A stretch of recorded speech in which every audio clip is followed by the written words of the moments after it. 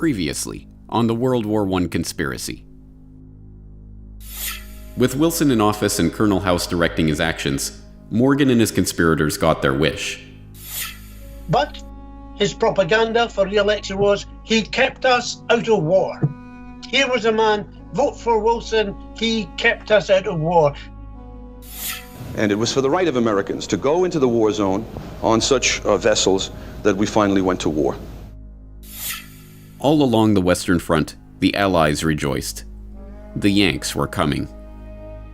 House, the Milner Group, the Pilgrims, the Wall Street financiers, and all of those who had worked so diligently for so many years to bring Uncle Sam into war had got their wish. And before the war was over, millions more casualties would pile up. Carnage the likes of which the world had never seen before had been fully unleashed. The trenches and the shelling, the no man's land and the rivers of blood, the starvation and the destruction, the carving up of empires, and the eradication of an entire generation of young men. Why? What was it all for? What did it accomplish? What was the point? To this day, over 100 years later, we still look back on the horrors of that great war with confusion. For so long we have been told non-answers about incompetent generals and ignorant politicians. It's the senselessness of war the teachers of this fraudulent and partial history have told us with a shrug. But, now that the players who worked to set the stage for this carnage have been unmasked, these questions can finally be answered. And now the conclusion of the World War I conspiracy.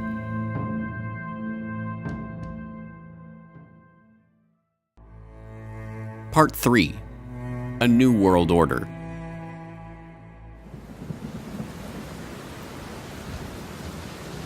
February 21st, 1916.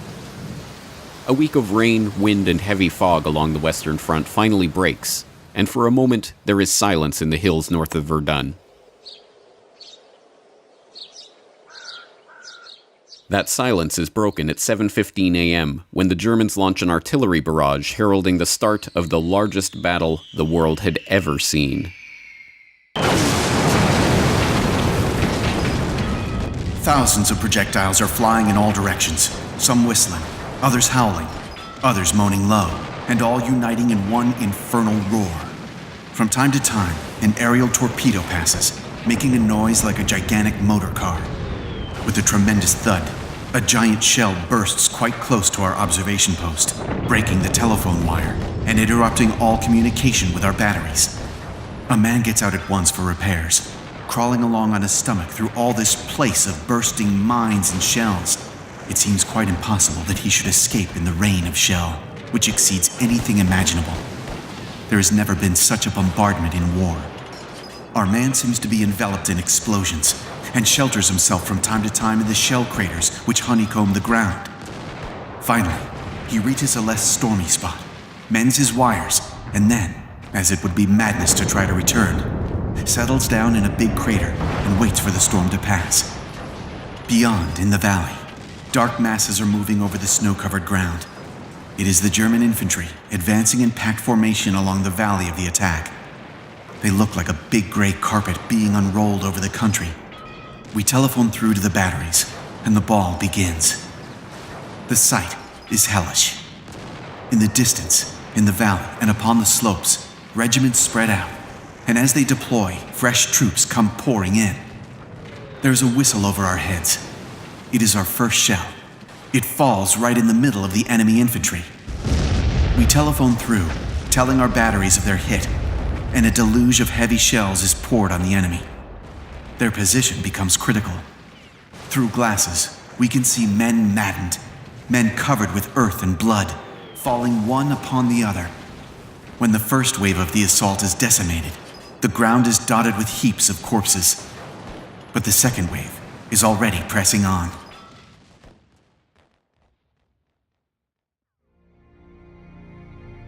This anonymous French staff officer's account of the artillery offensive that opened the Battle of Verdun, recounting the scene as an heroic French communications officer repairs the telephone line to the French artillery batteries, allowing for a counterstrike against the first wave of German infantry, brings a human dimension to a conflict that is beyond human comprehension.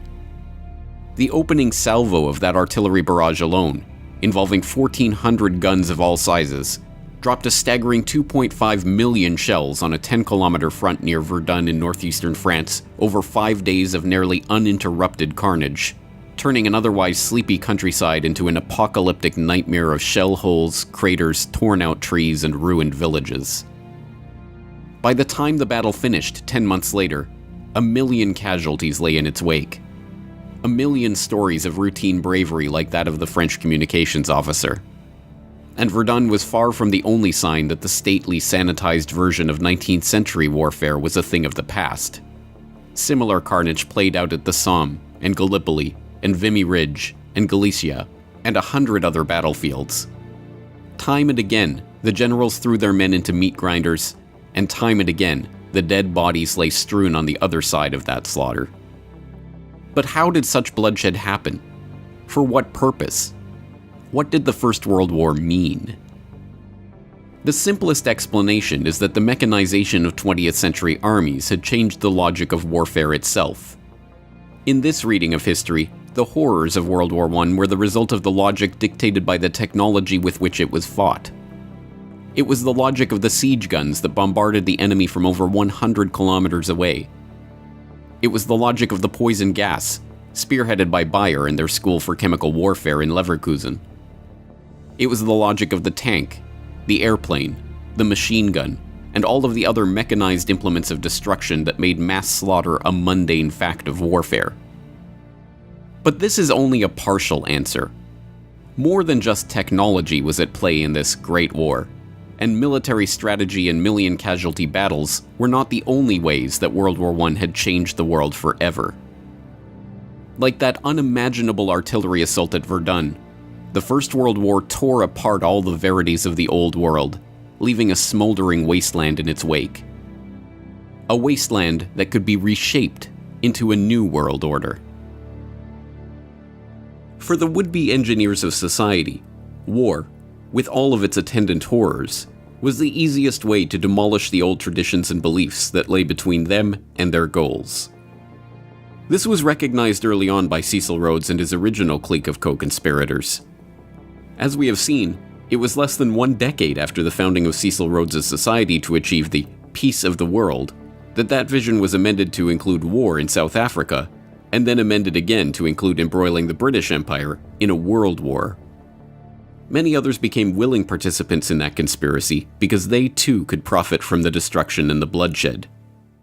And the easiest way to understand this idea is at its most literal level: profit.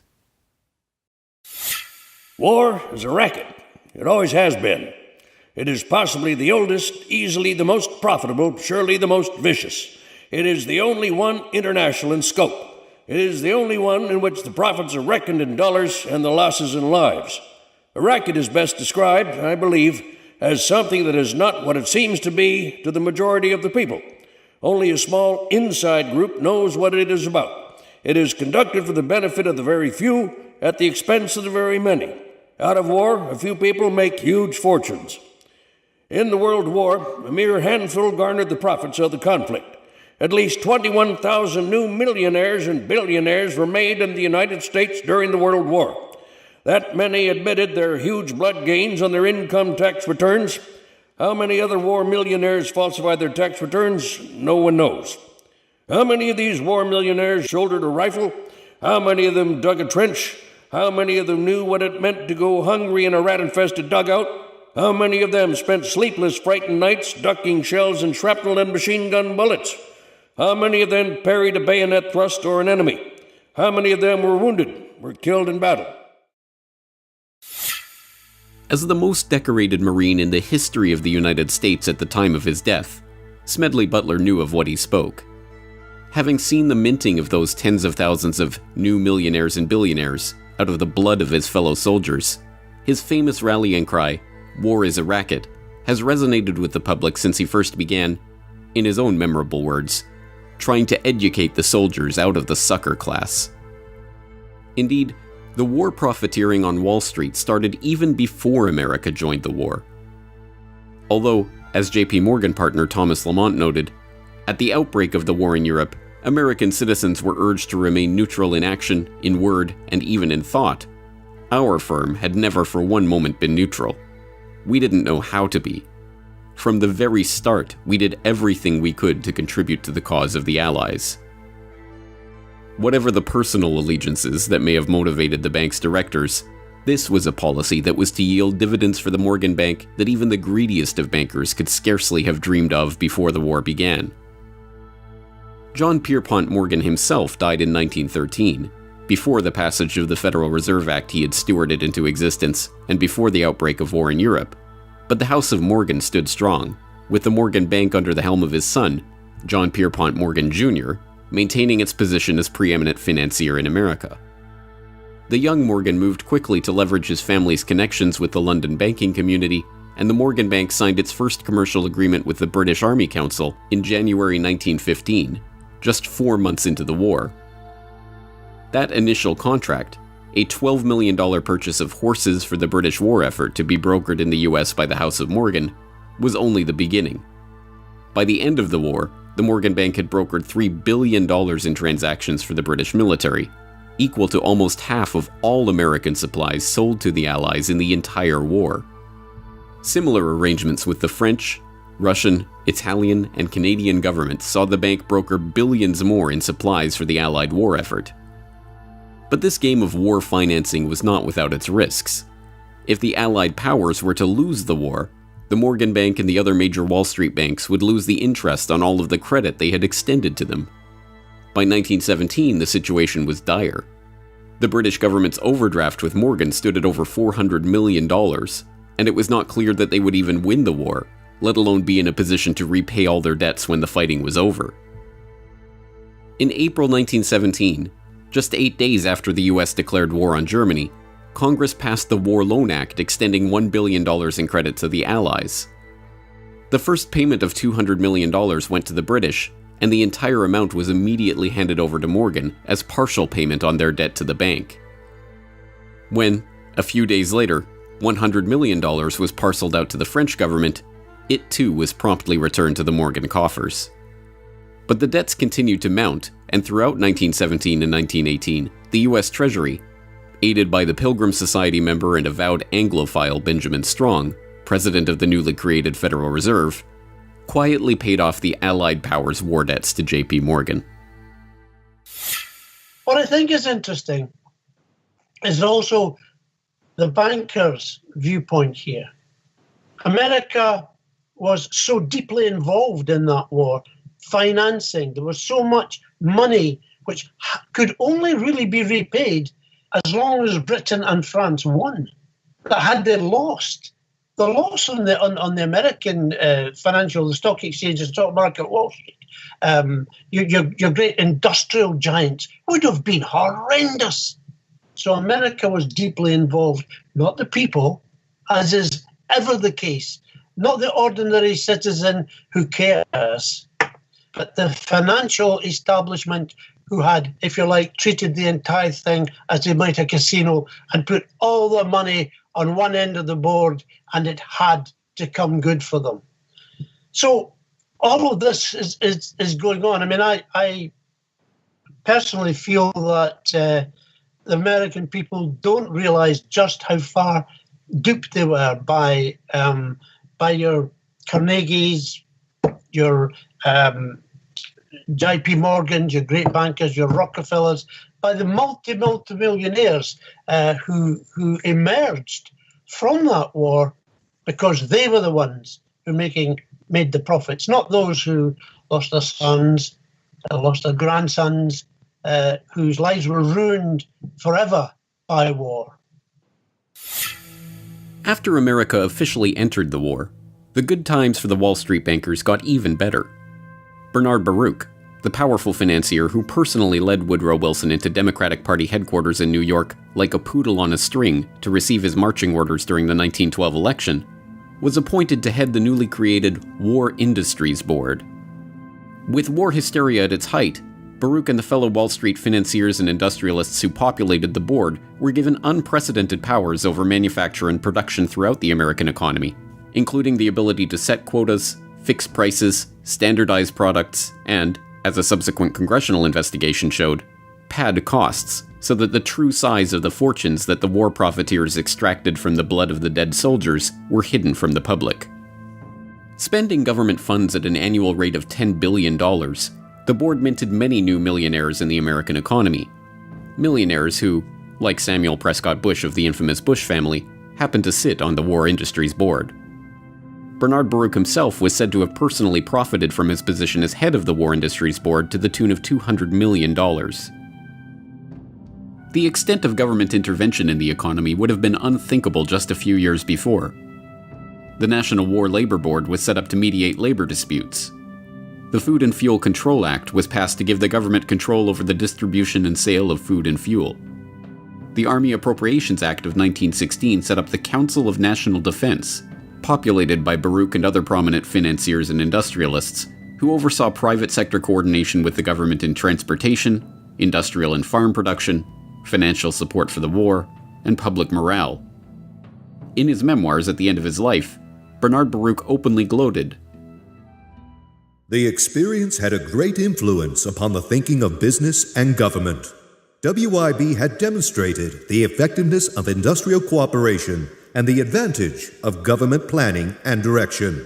We helped inter the extreme dogmas of laissez-faire, which had for so long molded American economic and political thought.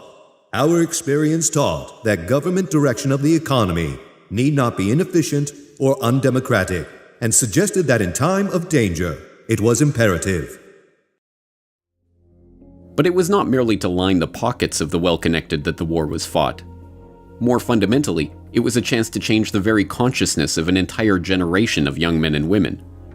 For the class of would-be social engineers that arose in the Progressive Era, from economist Richard T. Ely, to journalist Herbert Croly, to philosopher John Dewey, the Great War was not a horrific loss of life or a vision of the barbarism that was possible in the age of mechanized warfare, but an opportunity to change people's perceptions and attitudes about government, the economy, and social responsibility.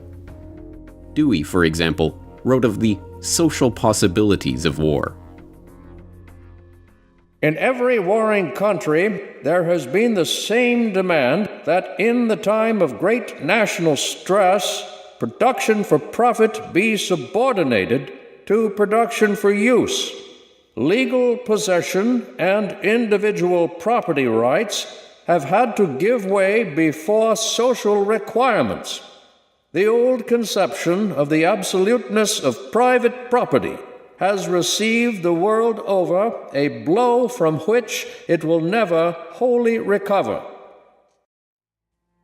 All countries on all sides of the world conflict responded in the same way, by maximizing their control over the economy, over manufacturing and industry, over infrastructure, and even over the minds of their own citizens.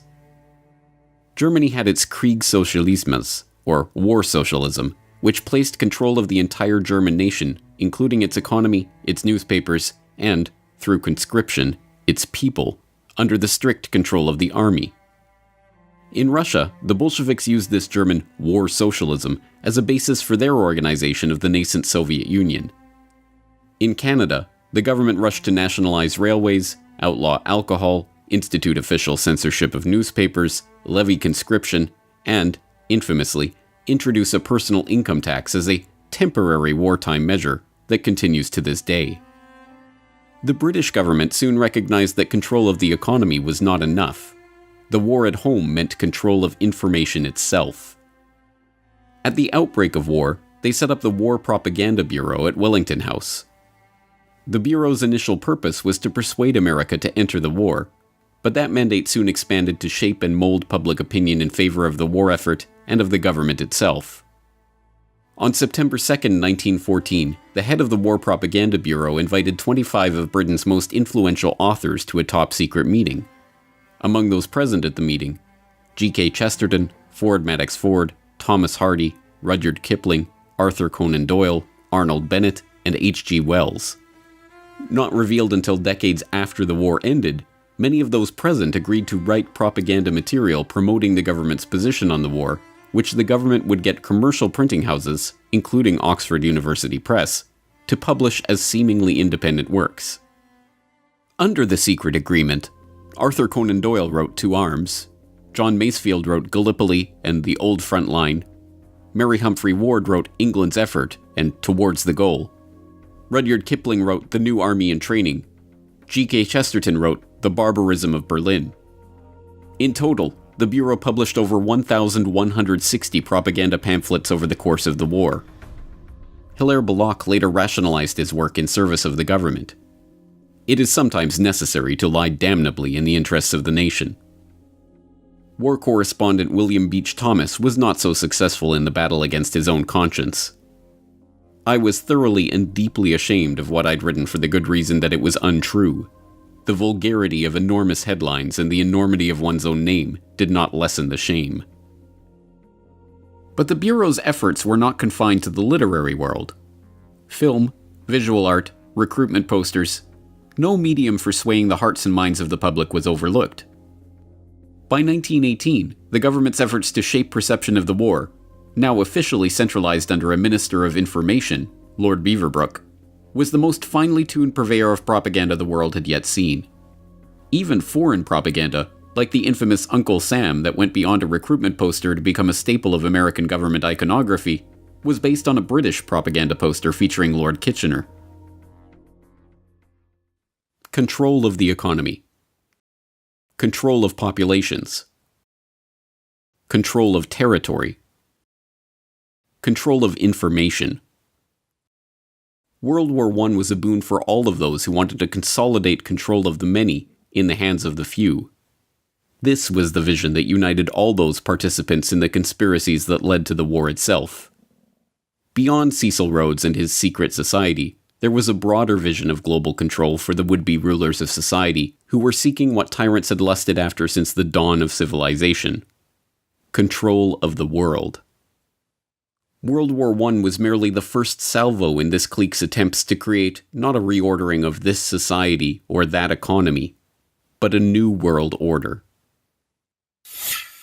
What World War I allowed these globalists, these Anglophiles, these people who wanted the English-speaking union to reign over the whole world, what it allowed them to do was militarize American thinking. And what I mean by that is there was a whistleblower called Norman Dodd. He was the head researcher for the Reese Committee that looked into how nonprofit foundations were influencing American education away from freedom.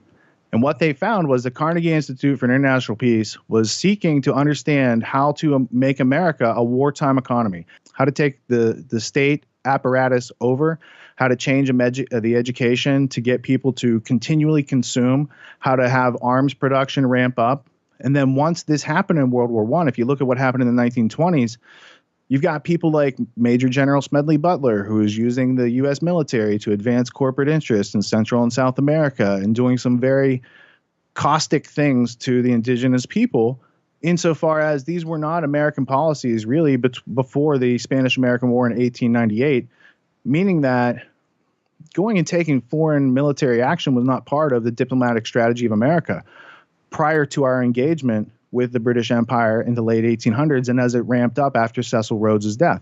So what these people gained was the foothold for world government, from which they could get, through globalism, what they called a new world order. The creation of this new world order was no mere parlor game. It meant a complete redrawing of the map, the collapse of empires and monarchies, the transformation of the political, social, and economic life of entire swaths of the globe. Much of this change was to take place in Paris in 1919 as the victors divvied up the spoils of war. But some of it, like the fall of the Romanovs and the rise of the Bolsheviks in Russia, was to take place during the war itself. In hindsight, the fall of the Russian Empire in the midst of the First World War seems inevitable. Unrest had been in the air since Russia's defeat by the Japanese in 1905, and the ferocity of the fighting on the Eastern Front, coupled with the economic hardship, which hit Russia's overcrowded, overworked urban poor particularly hard, made the country ripe for revolt. That revolt happened during the so-called February Revolution, when Tsar Nicholas was swept from power and a provisional government installed in his place. But that provisional government, which continued to prosecute the war at the behest of its French and British allies, was competing for control of the country with the Petrograd Soviet, a rival power structure set up by the socialists in the Russian capital. The struggle for control between the two bodies led to riots, protests, and ultimately, battles in the street. Russia in the spring of 1917 was a powder keg waiting to explode. And in April of that year, two matches, one called Vladimir Lenin and one called Leon Trotsky, were thrown directly into that powder keg by both sides of the Great War. Vladimir Lenin, a Russian communist revolutionary who had been living in political exile in Switzerland, saw in the February Revolution his chance to push through a Marxist revolution in his homeland. But, although for the first time in decades his return to that homeland was politically possible, the war made the journey itself an impossibility. Famously, he was able to broker a deal with the German General Staff to allow Lenin and dozens of other revolutionaries to cross through Germany on their way to Petrograd. Germany's reasoning in permitting the infamous SEAL train ride of Lenin and his compatriots is, as a matter of war strategy, straightforward. If a band of revolutionaries could get back to Russia and bog down the provisional government, then the German army, fighting that government, would benefit. If the revolutionaries actually came to power and took Russia out of the war altogether, so much the better. But the curious other side of this story, the one demonstrating how Lenin's fellow communist revolutionary, Leon Trotsky, was shepherded from New York, where he had been living well beyond the means of his income as a writer for socialist periodicals, through Canada, where he was stopped and identified as a revolutionary en route to Russia, and on to Petrograd, is altogether more incredible. And, unsurprisingly, that story is mostly avoided by historians of the First World War. One of the scholars who did not shy away from the story was Anthony Sutton, author of Wall Street and the Bolshevik Revolution, whose meticulous research of State Department documents, Canadian government records, and other historical artifacts pieced together the details of Trotsky's unlikely journey. Trotsky was in New York. He had no income. I summed his income for the year he was in New York. It was about $600. Yet he lived in an apartment. He had a chauffeured limousine. He had a refrigerator, which was very rare in those days. He left New York and went to Canada on his way to the revolution. He had $10,000 in gold on him. He didn't earn more than $600 in New York. He was financed out of New York. There's no question about that. The British took him off the ship in Halifax, Canada. I got the Canadian archives. They knew who he was. They knew who Trotsky was. They knew he was going to start a revolution in Russia. Instructions from London came to put Trotsky back on the boat with his party and allow them to go forward. So there is no question that Woodrow Wilson, who issued the passport for Trotsky, and the New York financiers who financed Trotsky, and the British Foreign Office allowed Trotsky to perform his part in the revolution.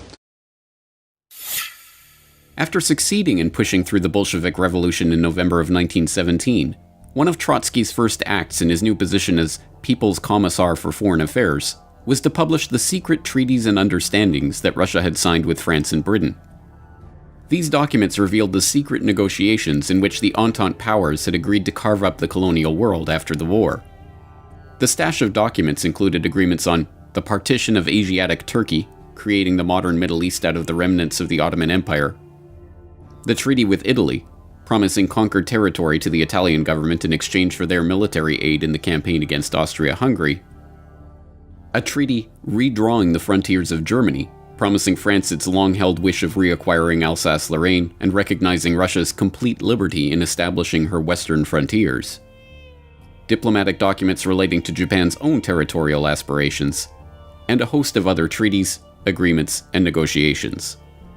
One of these agreements, the Sykes-Picot Agreement between Britain and France, which was signed in May 1916, has grown in infamy over the decades.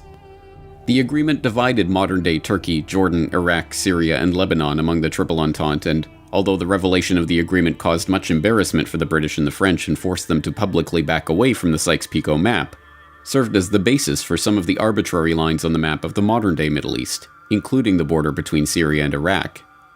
In recent years, ISIS has claimed that part of their mission is to put the final nail in the coffin of the Sykes-Picot conspiracy. Other territorial conspiracies, like the Balfour Declaration, signed by Arthur Balfour, then acting as Foreign Secretary for the British government, and addressed to Lord Walter Rothschild, one of the co-conspirators in Cecil Rhodes' original secret society, are less well known today.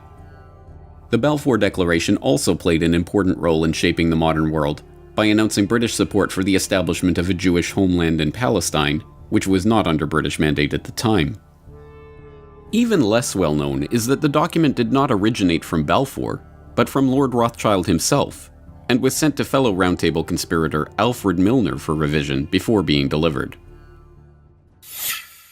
So this was he's known as Lord Walter Rothschild, and professionally he's a zoologist. He inherits a lot of wealth in a very high status family. He pursues his art and his science and his scientific theories and research. But he has zoological museums, and he's collecting specimens. And he's famously the Rothschild that's riding the giant tortoise and leading him around with a piece of lettuce on his stick. And there's a piece of lettuce hanging out of the tortoise's mouth. And I've always used that. Here's the metaphor for the bankers. Like, they're leading people around with stimulus response. This tortoise can't ask questions. It can't question its obedience. So that's Lord Walter Rothschild. Why is he important? Well, he and his family are some of the early financiers and backers of Cecil Rhodes and promoters of his last will and testament.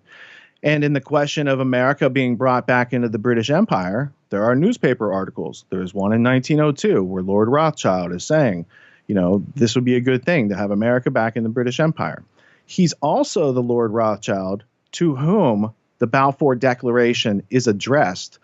So in 1917, there's an agreement, a letter of agreement sent from the British government from Arthur Balfour to Lord Rothschild. Now, Lord Rothschild and Arthur Balfour, they know each other. They have a long history together. And there's a lot of Fabian socialists in this whole story of what led up to World War I. Specifically with Balfour, he's acting as an agent of the British government saying, we're going to give away this land that's not really ours, and we're going to give it to you guys and your group. The problem is the British had also promised that same land to the Arabs. So now the Balfour Declaration is going against some of the foreign policy plans that they've already promised to these other countries. The other interesting thing about the Balfour Declaration is it just had its 100th anniversary. So they last year had a site that had the whole history of the Balfour Declaration. You could see the originals from Lord Rothschild and going to Lord Milner for changes and coming through Arthur Balfour and then being sent back as an official letter from the monarchy, basically. So that's interesting. But there's also interviews where the current Lord Rothschild, Lord Jacob Rothschild, comments on his ancestors' history and how they brought about the Jewish state in 1947-48 because of the Balfour Declaration. So there's a lot of history to unpack there.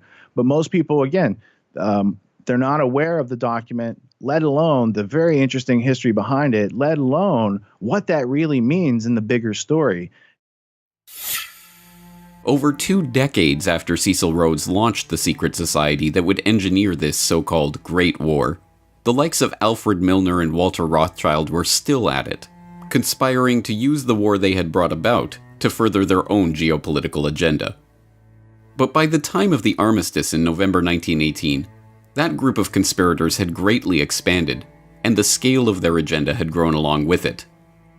This was no small circle of friends who had embroiled the world in the first truly global war, but a loosely knit network of overlapping interests, separated by oceans and united in a shared vision for a new world order.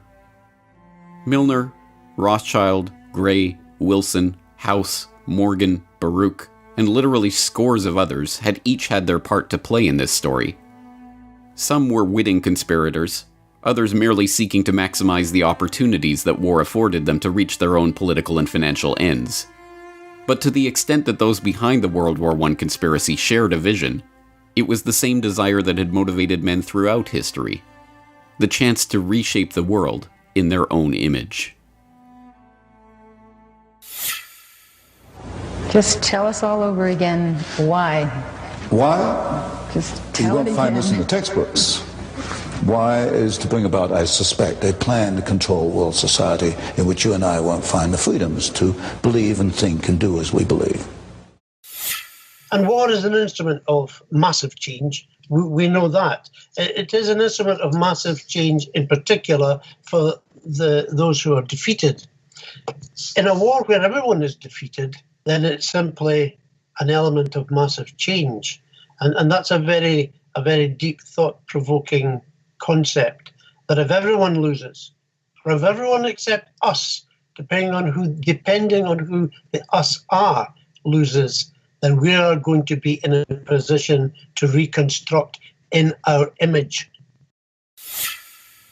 Altogether in the war, who knows, some 10 or 12 million people died. People experienced things both in combat, and the people back home understanding what was happening, that dazed them, that stunned them.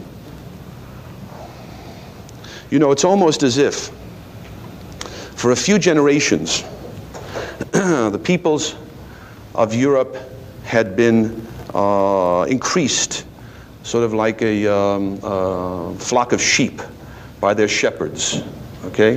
Through industrialization, through the spread of liberal ideas and institutions, through the decrease of infant mortality, the raising of standards of living, the population of Europe was enormously greater than it had ever been before. And now the time came to slaughter some part of the sheep for the purposes of the ones who were in control.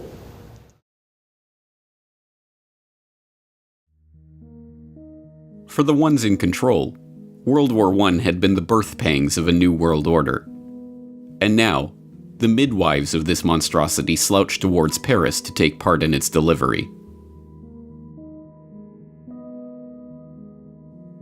The end of the beginning. All over the world, on November 11th, 1918, people were celebrating, dancing in the streets, drinking champagne, hailing the armistice that meant the end of the war.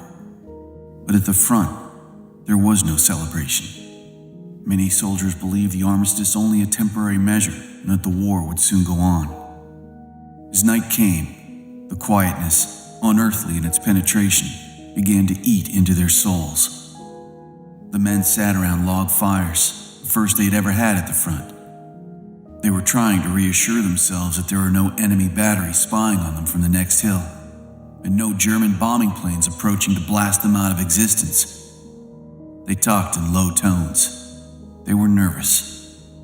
After the long months of intense strain, of keying themselves up to the daily mortal danger, of thinking always in terms of war and the enemy, the abrupt release from it all was physical and psychological agony. Some suffered a total nervous collapse. Some, of a steadier temperament, began to hope that they would someday return to home in the embrace of loved ones. Some could think only of the crude little crosses that marked the graves of their comrades. Some fell into an exhausted sleep. All were bewildered by the sudden meaninglessness of their existence as soldiers, and through their teeming memories paraded that swiftly moving cavalcade of Cantini, Soissons, Saint-Mihiel, the Meuse Argonne, and Sedan. What was to come next? They did not know, and hardly cared. Their minds were numbed by the shock of peace. The past consumed their whole consciousness. The present did not exist, and the future was inconceivable. Colonel Thomas R. Gowanlock, 1st Division, U.S. Army. Little did those troops know how right they were. As the public rejoiced in the outbreak of peace after 4 years of the bloodiest carnage that the human race had ever endured, the very same conspirators that had brought about this nightmare were already converging in Paris for the next stage of their conspiracy. There, behind closed doors, they would begin their process of carving up the world to suit their interests, laying the groundwork and preparing the public consciousness for a new international order, setting the stage for an even more brutal conflict in the future, and bringing the battle-weary soldiers' worst fears for the future to fruition. and all in the name of peace. The French general, Ferdinand Foch, famously remarked after the Treaty of Versailles that, "This is not a peace. It is an armistice for 20 years.